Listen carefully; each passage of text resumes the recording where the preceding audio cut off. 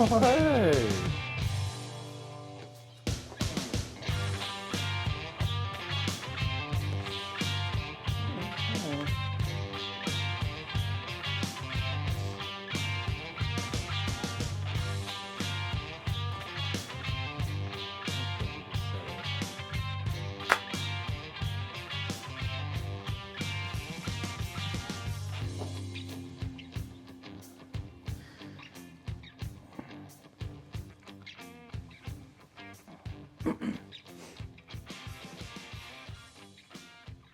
Hello, and welcome back to another episode of the Barrow Podcast. Today's another book episode. We're going to be looking at the Catastrophe Hour, a collection of essays by Meghan Daum. Meghan Daum is a writer based in the US, and she's also the host of the Unspeakeasy Podcast. Which is a podcast I got into a couple of years ago, where she tackles all sorts of, I don't know, kind of, it feels weird to say taboo subjects, because again, and this kind of relates a little bit to the last book we did was Difficult Women, which I guess was like an entry point into taboo subjects. And I don't want to do a lot of moralizing because I hate that. To me, the Unspeakable Podcast and the things Meghan Daum writes and says is just completely normal, completely ordinary. Our ordinary. Well, yeah, I guess. But it is sort of giving me this feeling that, you know, I mean, like, you're not allowed to say anything anymore. Deb, you're not allowed to say anything anymore. Well, she does. She does. And she talks about family. Yep. And the reality of that. Yep. And the effects of that. Yep. And if that's taboo, God help us. Yeah, God help us. So you really enjoyed this collection, didn't you? Yes, because I was writing lots of notes. Lots of notes. Do you want to grab your notes, do you? Well, yes. Yes and no? Yes and no. I could relate to some of the things she was saying, about the fact of being an author and writing, I know that you would relate to. Yeah. And effectively writing about a changed world. Mm-hmm. Yeah. Yeah. Yeah. So I guess that's kind of what she's talking about in a lot of ways. I mean, it's personal writing. She writes about family and relationships. She reflects on herself. I mean, there's different essays throughout the collection, obviously. Yeah, but it's sort of based on her own experience of things. Yeah, for sure. So it's to me, it's really relatable. Well, there's a lot of sort of like hard truths in the book. Stuff that, you know, I've been wrestling with that I don't find them confronting. I find them personally confronting, if you know what I mean, where like we read the Kindle edition. I don't have a hard copy of this, unfortunately. I always like to flick through pages, but we've got the digital version. But yeah,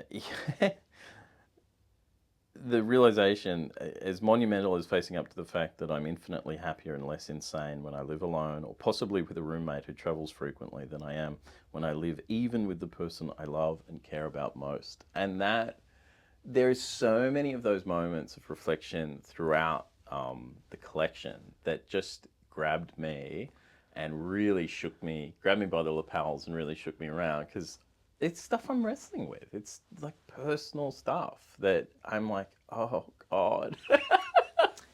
Yeah, and she talks about that being part of your, correct me if I'm wrong, that set point. Yeah. That we all have a set point. and I did love that phrase. That might mean that, gee, our life's written for us. But she talks about it in that sense. So You can put other things in place, but do you always just get back to how you are meant to be, in inverted commas? Yeah. And her own experience of that was her marriage. And I get the feeling that it wasn't an enormous breakup. No. It wasn't a nasty No. thing. But yeah, she tried that. She, went into that, but came back to being alone, and that's where she's at her best. Yeah, and she sort of has this kind of, it might not be awesome, but it's like, and it might not even be this like great experience all the time for me, but it is for me. It is my life as it is meant to be lived. Yes. And that self-acceptance, I mean, she's never say never, who knows what the future holds, but really that like this is who I am, and there's a lot of, and by the way, like we're going to be going all over the place with the collection. We're not going through it essay by essay or anything like that, or even selecting a couple of essays to look at. Maybe we should have structured it differently, but I just thought this was something to just reflect on generally. But there are so many things that she said, and like, she's older than I am, obviously, but little things like she thought that if she delayed the age at which she got married, it would have a much better chance of surviving because you'd be more deliberate. But the fact of the matter is that statistically, the later you leave it, the higher the probability of divorce, because you're kind of set in your ways at that point. Your ways. You're more independent anyway. Yeah. So all these little bits of logic that I've had as well, she kind of like brings up and kind of, deals with. And that business too of sometimes you fall into what the norm is. Now, unlike me, she had varying relationships before she was married, but that brought up for me, marriage wasn't high on my list. No. Like I was fairly strident about that as an older teenager.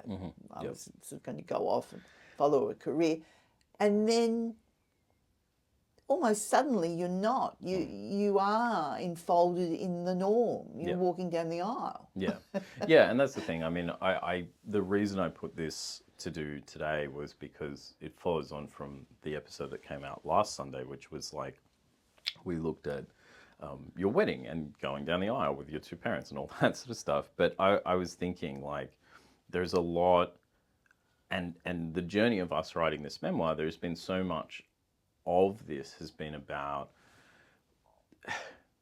coming to that, what is it, the set point, and realizing, this has been a journey of self-acceptance. You and I have had a lot of conversations off mic about, like, just be who you are. And so much of the problems that were created in our lives and in our family was trying to do things, not following the gut instinct.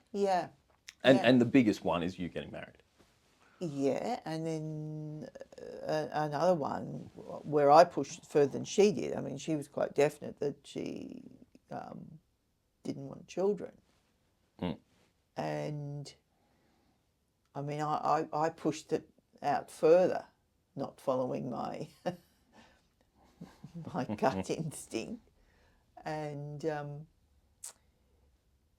had a child. So I'm getting further and further away from my set point. Yeah. She's also really good on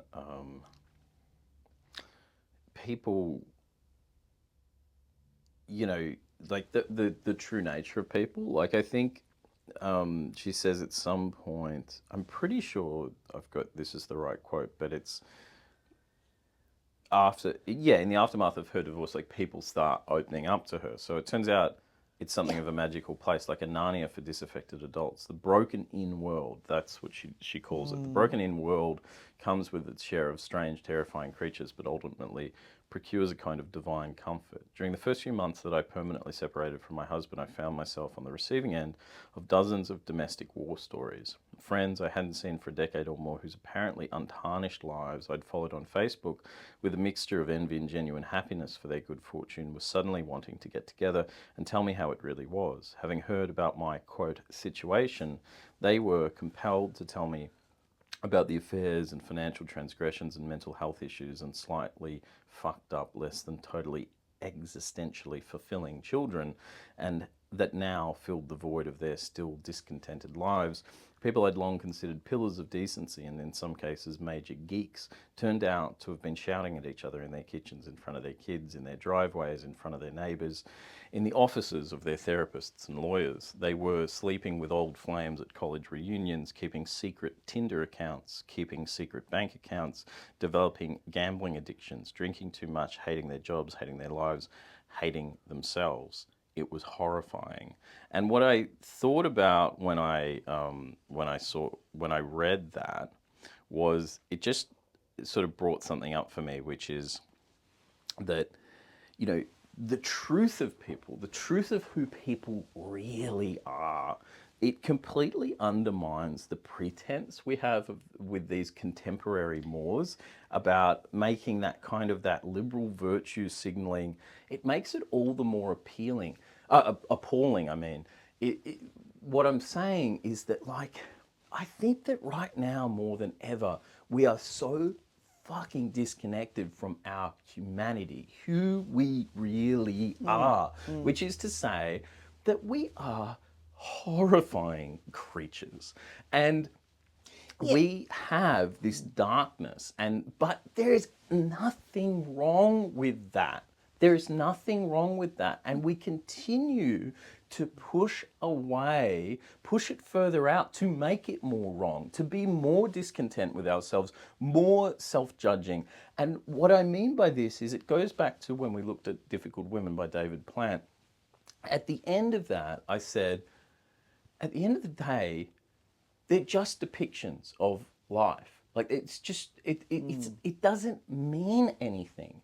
People are, the piousness and the judgment of the contemporary culture that we've been living in for the last 10 years has made us all mentally ill.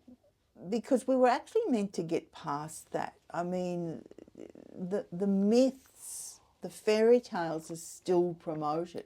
It's unbelievable. That everything's fine, that marriage is this glorious state which will stay glorious from go to woe. Yeah. That motherhood is you know, some kind of sanctuary. All the narratives still push those, and so people feel when they're failing, or when they're just battling through, when they're just living, that they have failed and they can't talk about it. And I identified with that as, you know, when she was going through a divorce, well, suddenly friends came forward. Oh, well, gee, you know, you're brave. You're actually going through divorce.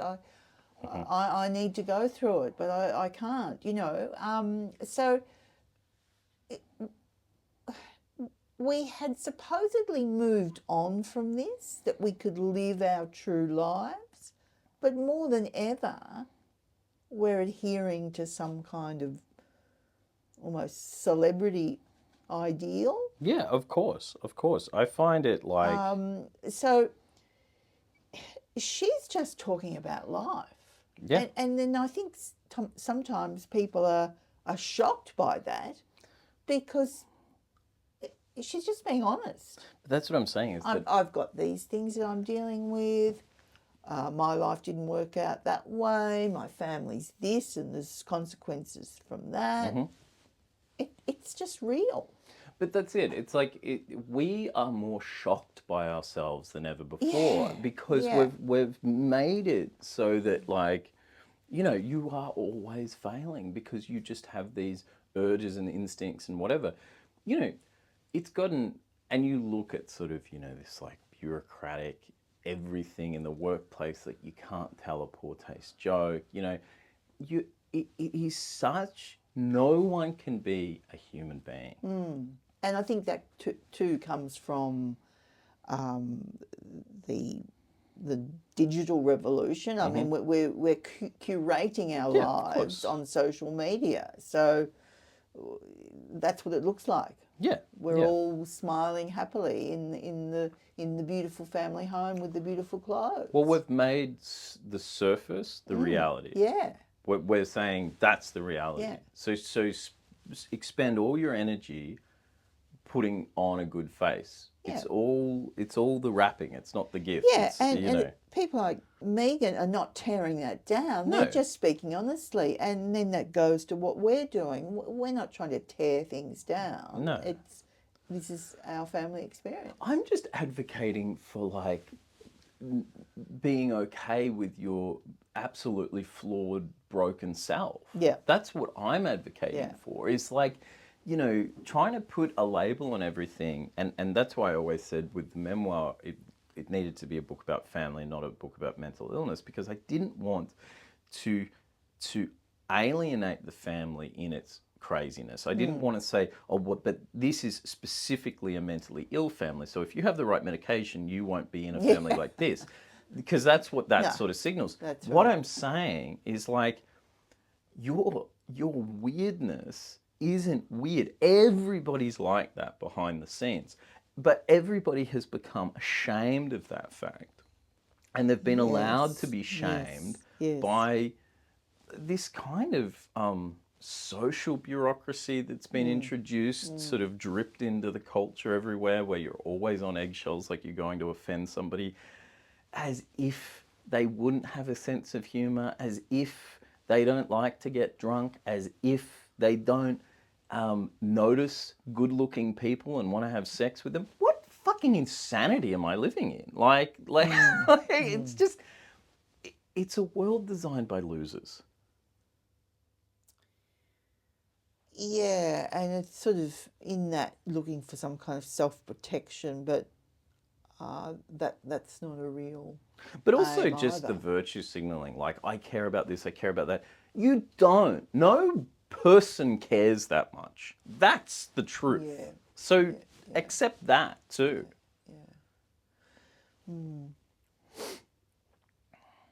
I've written so many notes, but I don't know where to go Huh. from there. Oh, okay. Let me try and find one of the quotes that I really like.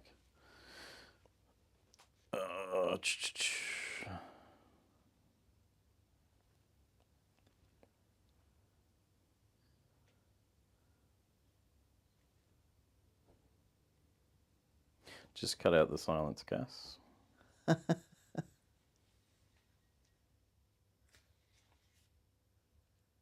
Oh, she has this great sort of interaction at the airport with trying to get a salad, and she has to, like, do you remember that? She has to, like, it's actually worth reading. Oh, yes. This absurd modern interaction that she has. The cashier explained that in order to do this, I had to download an app onto my phone, enter my email address, and place my order, which would be instantly transmitted to another screen in the kitchen. Through a glass partition, I could see the cooks, masked and gloved. One was looking at me impatiently, as if waiting for me to decide what I wanted. The cashier, for his part, was not behind the counter, but stationed in front of it, for the very purpose of helping people use the app. Can't I just tell you my order? Yeah, it was just a simple transaction made more difficult. Well, Yeah. that's... Yeah, absolutely. I've got to let the cat out.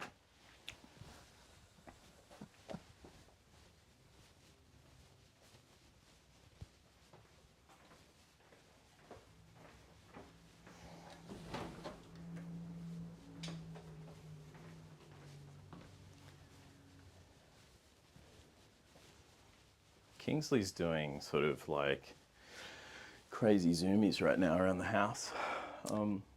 Yes. Yeah, go on. Yeah, and you talked about when, she's coming to terms with herself, self-acceptance, and she's got a term for that too. You're not broken, you're broken in. Yes, yeah. Your experiences have not crushed you. They're just part of your life. Yeah. Yeah. And that's, I think in a lot of ways, that's what we're trying to get to. And that's, with our memoir. And it's also what I wanted to, it's kind of the message I wanted to get across as well, because like, I hate victims. I hate victim narratives and victim stories, because like the person is always sort of saying that they went through something and they're permanently damaged. It's like, this is not uplifting. What do you, like, not that a book needs to be uplifting. I mean, that's the last thing I think. But I'm like, can you not just be a bit damaged or a bit crooked or a bit this, and it's okay? Yes, not everything has to be fixed. And I don't think we're saying that. We're certainly not sitting here wringing our hands. It's all,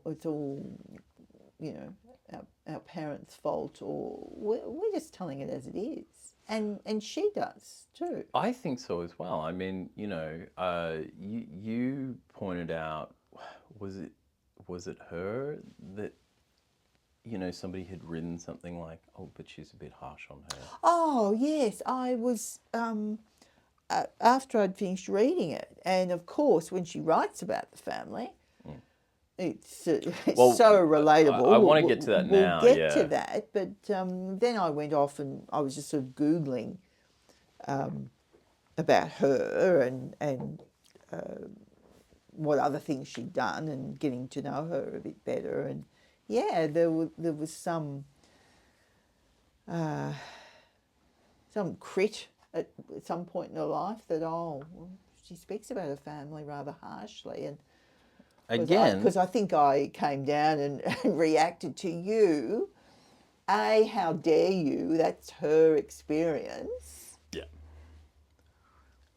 And also that really questioning, really? Are you offended? And again, because things are not the happy ever after myths that we are still promoting. Well, I think what you were also saying then, and it's like the giant disconnect of our time is that everybody is, virtue signaling, for lack of a better word, but there's this idea that we accept everything, we understand everything, we embrace everything, and we're inclusive and all this kind of crap, right? And we're so understanding, right? Yeah.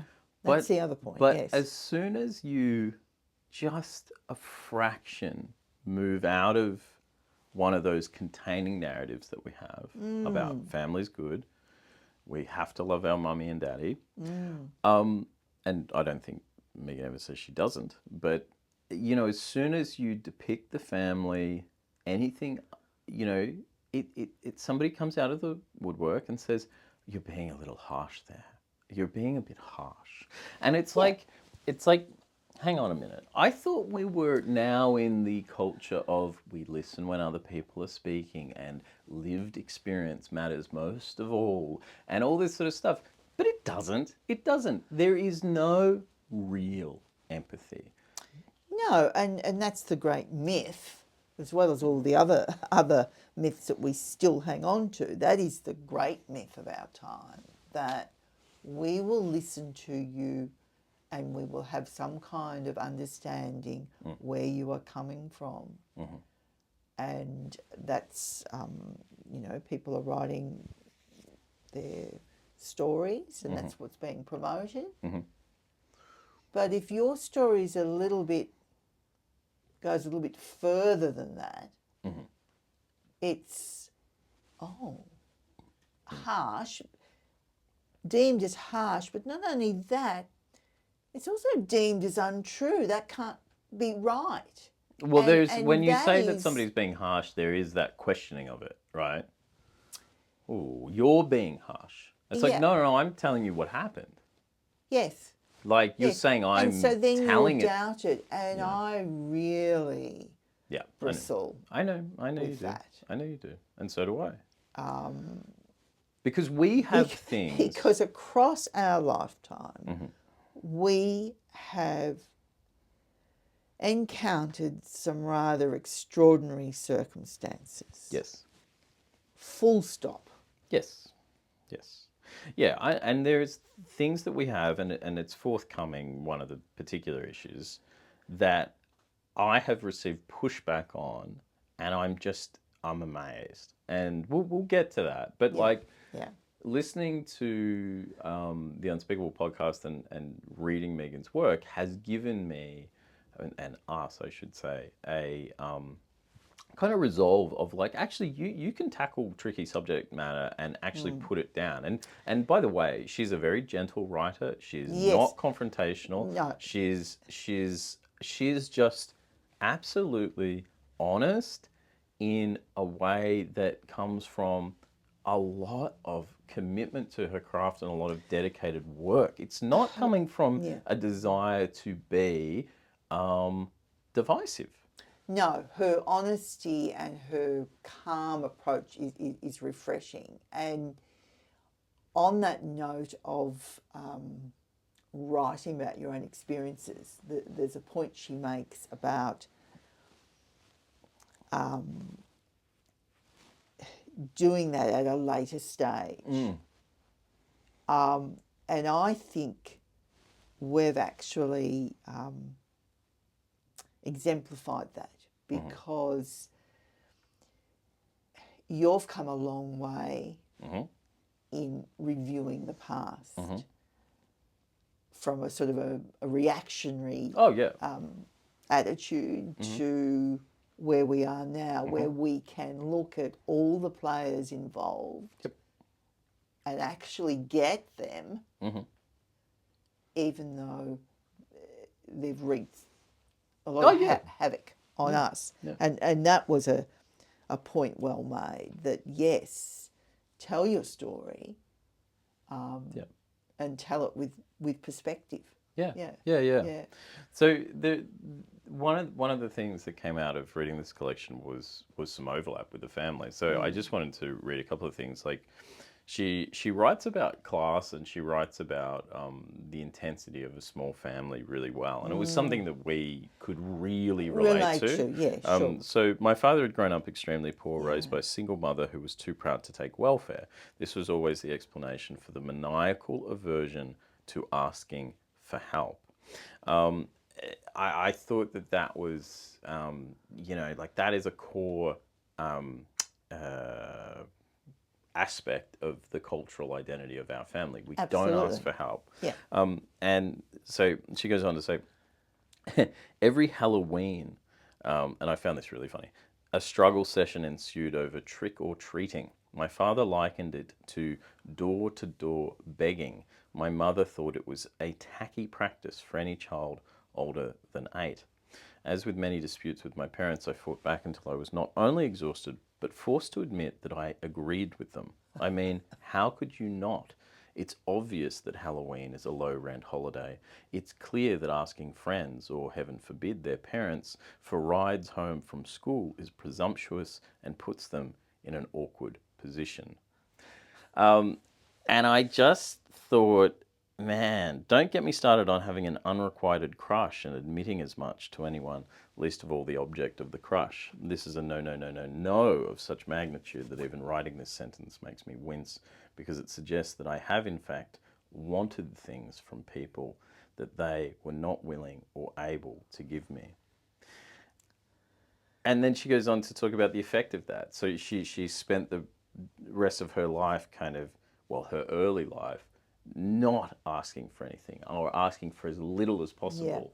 And and that effect of making yourself small for the world because you can't ask for help, you can't you can't want for anything. Yeah. And I just, man, I related to that. Related, I yeah. thought that was brilliant, and she just did it so well Yeah. in that particular essay.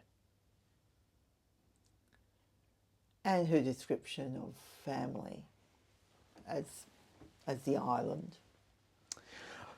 That's right. I'm getting to that where Yeah. she talks about, I have to because I've got this on Kindle, I can't grab things.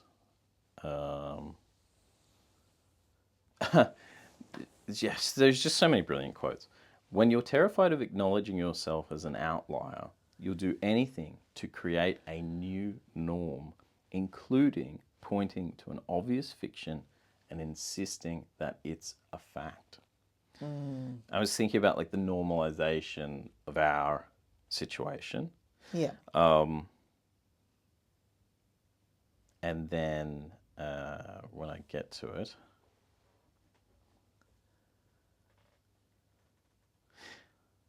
here we go, the island quote. As such, they created not a family, but an island comprised of 4 individuals with no ties to anyone but each other. And I went, oh my God. Yeah. Yeah. Well, that just she was writing about our family for sure. I know, it was incredible. Yeah, you know, I mean, there's just so many pieces there, and also their attitude as an island, and we were that insular island Yep, family. Yeah. Your attitude towards others, including other families. So she says this might have been okay if we liked each other more, but as it was, we were a sad little unit that actively decried the importance of extended family.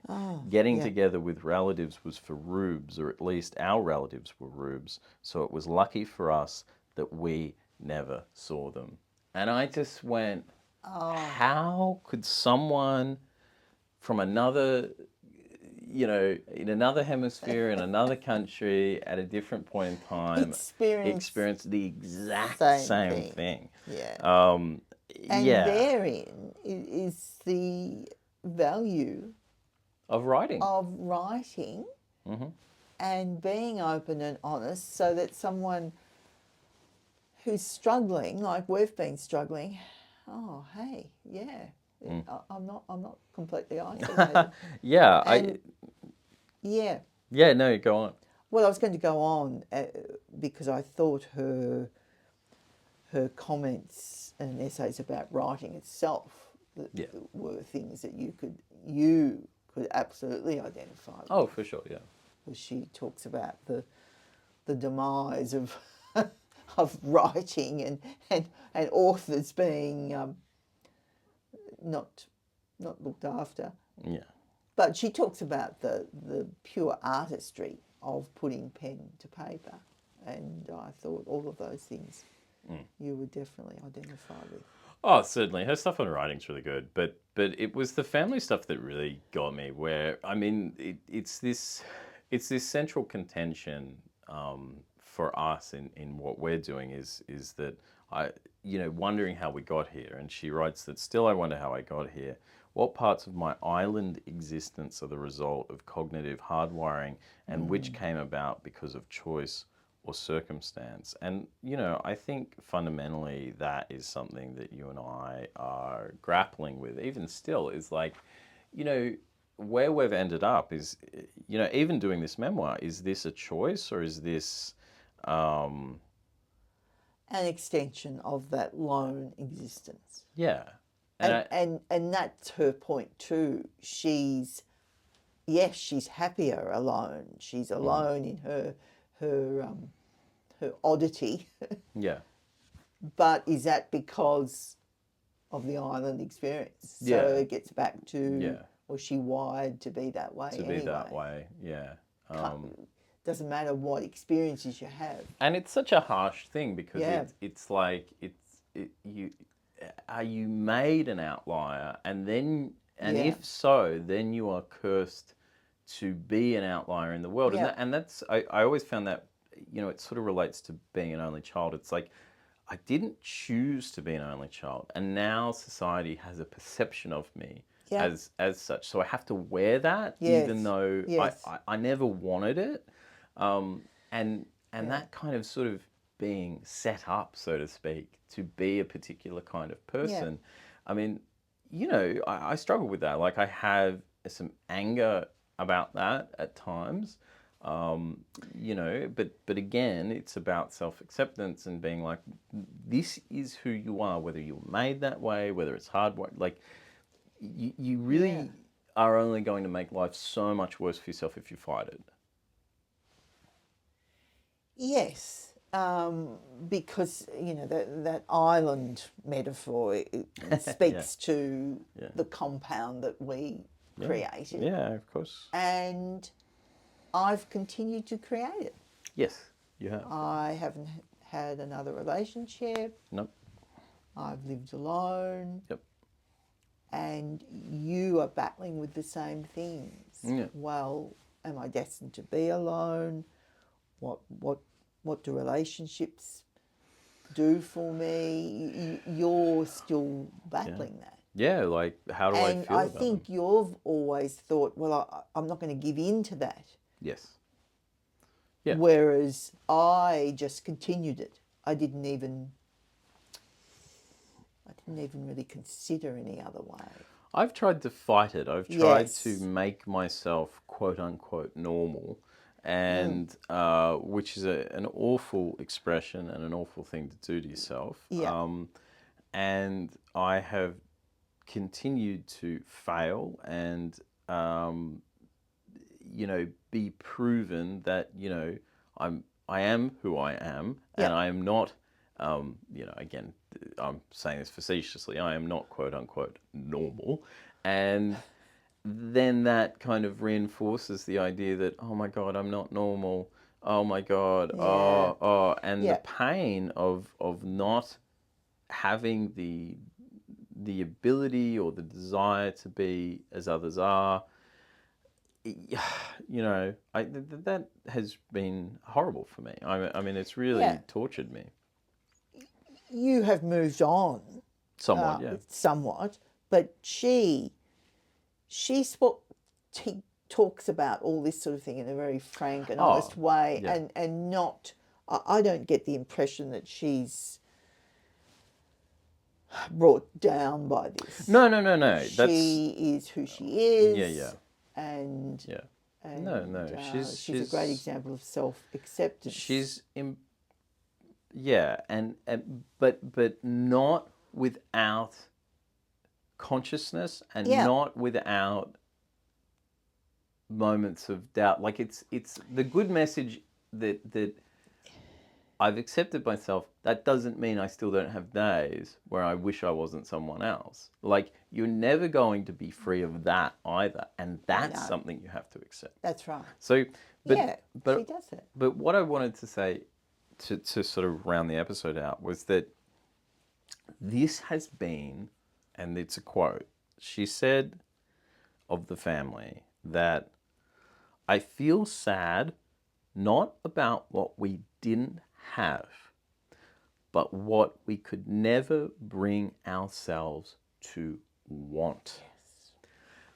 That is everything in my life in a nutshell. That is all of my anger and all of my sorrow and all of my everything is inside that quote. It isn't what we didn't have here. It isn't what it wasn't the circumstances. It's that you didn't want to make a life and accept the circumstances, and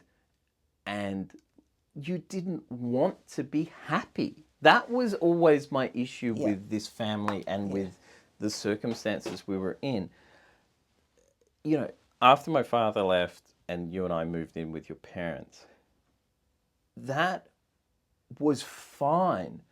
It was that no one was fine with it. Yes, and it also,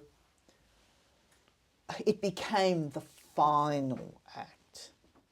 It became the final act, so there were no other possibilities. Oh, life had ended at that point. That's for exactly us. right. Yeah. Just on that point, Yeah. she talks about children as being great barometers of time. That's probably not, I The can't word, think yeah, of the word that sure. she used. And that really came into play because your birth, your coming into being was an absolute marker in our lives. Yes. Yes. Because it was before that event and you're very much part of the aftermath. Oh, I'm collateral damage. I'm in Yeah. the aftermath. Yes. I grew up in The aftermath of not accepting that life event. Yeah, yeah. Yeah. The other crucial thing about that particular quote is we could do what we didn't want. And want, desire, Yeah. has been an ongoing... Kingsley has a desire now. He's come into the study screaming.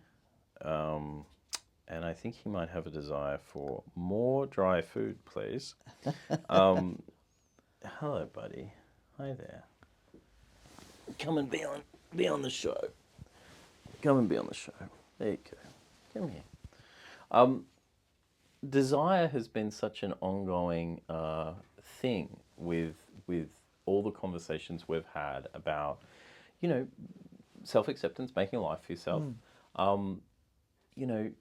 I have often just wanted you to want things, because a person who comes from a place of desire is so much easier to deal with than someone who's doesn't have any desire and is overly accommodating or is sort of absent, because desire is direction. And and the fact that I can never define what I want is so emblematic of being still stuck in that moment.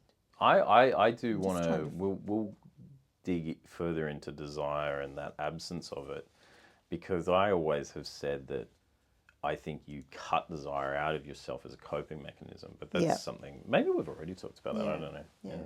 Did you have one more? I just wanted to clarify that, what she said about children, but I can't seem to find it. That they're an indicator of time. Yes, I'll find it when we finish. That's okay. It doesn't matter. Yeah. Anyway, that's the Catastrophe Hour by Meghan Daum. It's published by Notting Hill Editions and published in 2025.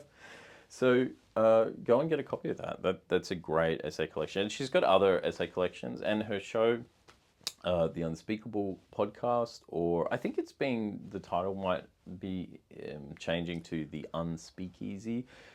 Anyway, just search Meghan Daum, the Unspeakable. Great podcast. She also used to do one with Sarah Hayter called A Special Place in Hell. That's another pretty good one.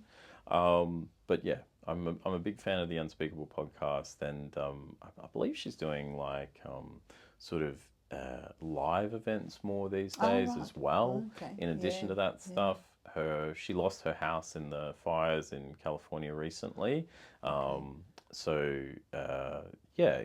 If you feel like supporting her by, joining her Substack, she's on Substack as well, then do that. Buy her books. There's other essay collections. Her writing's wonderful. Refreshingly honest, but not purposefully divisive or anything like that. Really, really good. Yeah. That's it from us. Join the Substack. Don't forget about that. There'll be a blog post about this book coming out in the week ahead, so make sure you're on the mailing list. Bye.